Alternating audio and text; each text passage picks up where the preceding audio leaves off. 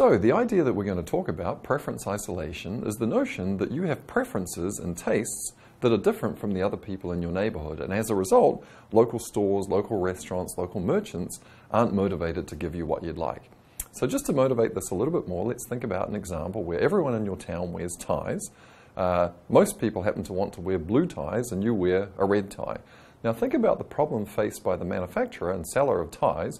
If there's a cost associated with producing more variety, and typically there is, the manager of that factory and that store might say, you know what, most people want blue ties, only one fellow wants a red tie, we're not going to make any red ties. And as a result, the person with the taste for the red tie, the preference minority, is not going to get what they want. So I'm going to explain in the next few slides how this problem can be overcome through online intervention, particularly through sellers who operate on the internet. To make a more personal example here, I often wonder myself in Philadelphia why it is that I can't get Vegemite when I go to the local supermarket. Let me show you a picture of Vegemite. I'm sure my friends in the UK, Australia, New Zealand and other places have seen it. Here's a little kid with a Vegemite all over his face. It's a delicious black paste that you have on toast with cheese and avocado and stuff like that. I look for it all the time when I go to the supermarket in Philadelphia, but I can never find it. Why? Because I'm probably one of the only few people that would actually buy it. So the store manager who wants to stock items that are profitable and sell frequently is not going to pay attention to my preferences. I'm a preference minority, and therefore I'm not going to be able to get what I want. The internet, however, could solve this problem. So let's go again, a little bit of background. Here's our slide, our friends at Quidsi. And the research for this particular article that I wrote and published with a friend of mine, Jonghae Choi at Yonsei University, is based on data that we got from diapers.com. Here's the article itself, the title of the article. If you want to, you can always go and read it for more details, but I'm going to give you the flavor of the main findings. The article is called Preference Minorities and the Internet. So let's see how this works. The notion is that if you're selling things online, that gives you the ability to aggregate people. Maybe there's only 2 people in Philadelphia that like Vegemite, but in all the towns in America, maybe there's 100,000 if we added all those people together. And even though it wouldn't be efficient for us to serve them in individual shops, we could sell that product over the internet. That's the basic idea. So preference isolation is going to bring shoppers to the online marketplace instead of the offline marketplace where they're locked out, and it's going to do that in a systematic way. So now let me get into the details and conclusions of this particular study, again using the data from diapers.com that we're all by now pretty much familiar with. So in order to test out our idea that people who were different from their neighbors weren't getting served adequately by offline stores, Jonghae and I went out and we did a little bit of a field study, kind of a fun field study. And here's what we did. There's a chart on the slide that you can see where we went out and we visited different supermarkets in the Philadelphia area. 3 supermarkets were from the fresh grocer chain and 2 of the supermarkets or stores were Walmarts. Now what's interesting is all of those stores, all the fresh grocers, they were all the same size stores, but their local markets were different with respect to the number of households in the local market that had kids. So again, if you look at the chart, you can see the store 1, about 10% of the population in the immediate area around the store had young children. They were households with babies. Store 3, on the other hand, about 16% of the households in that neighborhood where that store was located had children. So what does this mean for our idea or our theory? Well, the people who live in the market where there's only 10% of households with kids are going to be relatively more neglected by the supermarket than in the market where there is 16% of households with kids. So if my friend Chris is the manager of the store, he's going to say, you know what? Not that many people in the 10% market have kids. I'll just have Pampers and a few leading brands on the shelf and I won't worry about having a lot of variety. If, on the other hand, he's managing the store where 16% of the target market has children, he's going to say, you know what, a lot of people in this local neighborhood have kids, I better cater to their tastes and preferences. And so what you see in the chart is in neighborhoods where there's a higher fraction of households with kids, the actual stores have more shelf space, more linear square feet, and more variety of product on the shelf. Now, of course, this doesn't prove our theory, but it does indicate that local stores pay attention to the composition of the people who live in the neighborhoods, and then they stock merchandise accordingly.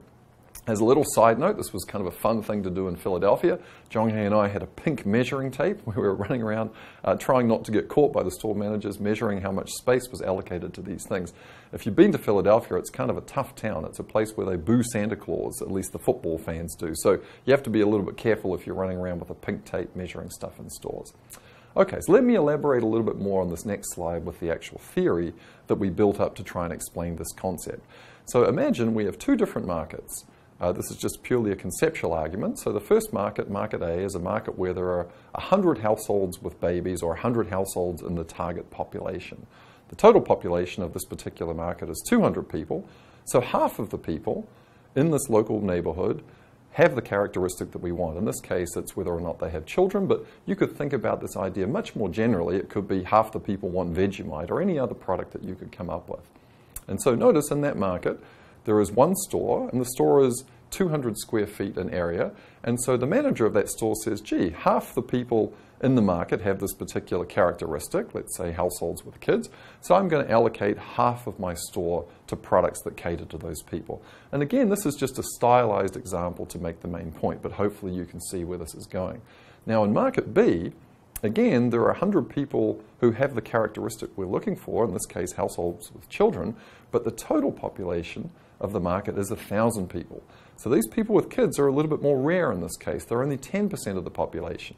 Now notice, however, because market B has more people in total, it has 1,000 instead of 200, there's more stores. And we're just assuming that the number of stores grows with the population. So in a market of 200 people, if there's one store, in a market of 1,000 people, there will be 5 stores. Now again, my friend Chris, who does a lot of store managing, I guess, he's in market B and he says, gee, I'm running these 5 stores and each store is 200 square feet in size, and I notice that 10% of the households in the local market have children, therefore I'm going to allocate 10% or 20 feet of the space of my store to serving that group. So what you notice here is even though in both market A and market B, the target market is the same size, 100 households with kids in A, 100 households and kids with B, the extent to which the offline market is paying attention to them is very, very different. The customers who live in market B, everything else held constant, should be more likely to want to buy their products online, in this case from our friends at diapers.com. So let's see if that is in fact true. So now Zhonghai and I went and we looked at the real data. This is just a map. It's a black and white map, but hopefully you can get the idea here. This is an area of Los Angeles County in the United States. And what you notice is in the top map, there's an indicator of how isolated the customers are. We call this the Preference Minority Index, or the PM Index. And the darker the color, or the darker the shading, that means customers are more isolated. That's in the top part of the map.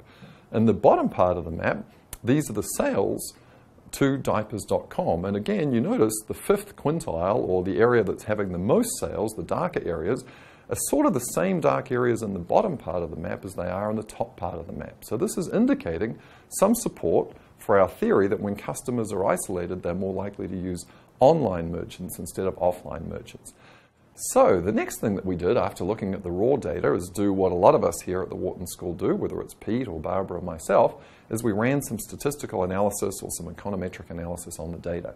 And what we did was we tried to see if it was in fact the case that sales at diapers.com were higher in markets where the customers that they were focused on were more isolated, everything else held constant. So we controlled for the education level, we controlled for the number of stores in the area, we controlled for the population density, we controlled for the income, all of the things that you might think would affect online versus offline buying. So all of those things were held constant in our study, and what we found was, yes, there was a highly statistically significant effect of isolation on sales. In markets where customers were more isolated, they were more prone to go online, and sales at diapers.com were higher. So now I'm going to explain the magnitude of the effect, which I think is really interesting and was also very useful for the company, for the guys at diapers.com. So most of you, I think, are familiar with the idea of a percentile, but let me explain that because that's going to be important for understanding these results. So if you've ever taken a standardized test, like an SAT test or a GMAT test, any test at the end of high school or to get into college, those kinds of things, you'll remember that when you get your score back, in addition to the raw score, you typically get a measure of percentile. So where is it that you ranked relative to everybody else that took the test? So if you were in the 90th percentile, that's pretty good. That means only 10% of the test takers beat you, and you beat 89, 90% of everybody else.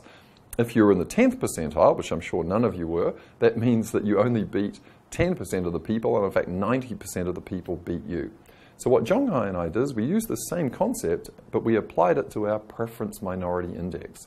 So we looked at all of the locations in the United States, all of the areas, all of the zip codes that were really, really isolated in terms of people with kids being relatively rare. And what we found was, for zip codes at the 90th percentile on that index, the online sales at diapers.com were 50% higher. So think about that result for a moment. If we had two zip codes that were absolutely identical in all respects, and in particular, these two zip codes had the same total number of households with children, 100 here and 100 here, just like in the example, if this was a zip code that was more isolated, the online demand at diapers.com was 50% higher. So we think that's a very interesting finding, and also one that internet retailers can actually use when they think about online-offline interaction.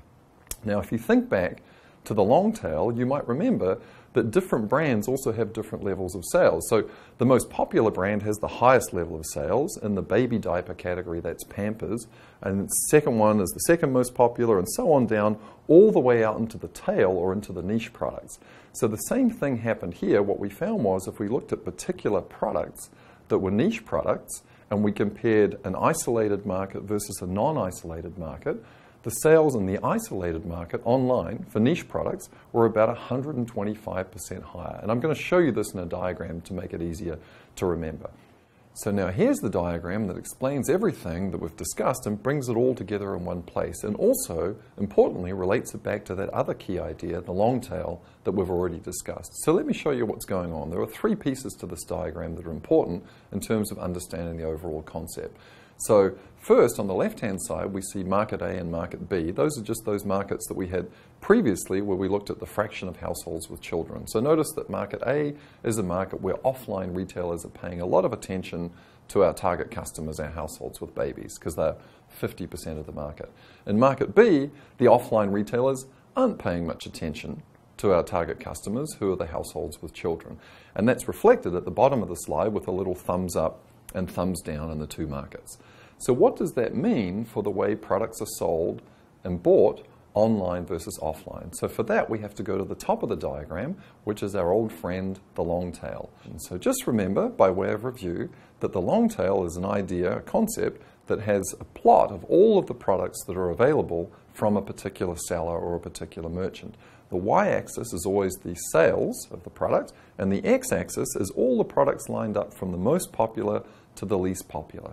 So it just so turns out in the diapers category, the most popular brand is Pampers, followed by Huggies, then Luvs, and then there's a whole bunch of other products, literally thousands and thousands of different varieties of styles and brands and so on. And one that I've highlighted there is one called Seventh Generation. That's a niche product out in the tail that has lower sales than the other three. Seventh Generation is not available at every offline retailer. So how do we relate this long tail idea back to preference isolation and see how the two things come together? Well, if we think about the online retailer, that's our friends at diapers.com, they carry the entire distribution of products.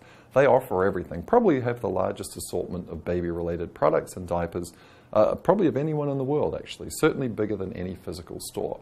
Now if we turn to market A, in market A, there's also pretty good variety. Maybe not everything is there because physical stores have space constraints and so forth, but market A has a decent amount of variety, meaning that the offline sellers are quite attractive. Market B, however, most of the sellers are just stocking the popular brand and not really catering to a full range. So in market B, the amount of product available is much more limited and is just really focused on the most popular brand. That's why in market B, the customers are more prone to shop online versus offline. 50% overall and up to 125% more online shopping when they're looking for those niche brands that are really impossible to find in those preference isolated markets.